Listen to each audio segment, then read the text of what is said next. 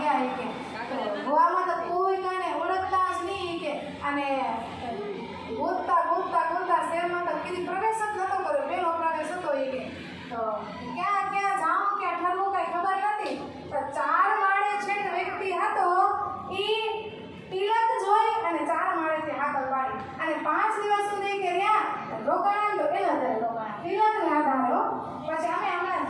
લાલજી મહારાજના અમે ગયા હતા ને હિલ સ્ટેશનમાં તો અમારો ડ્રાઈવર હતો તો આમ ડ્રાઈવર જ હતો પણ અમદાવાદમાંથી ઘૂમ્યો નહીં તો કાલુપુર જવું કેવું મુશ્કેલ પડે.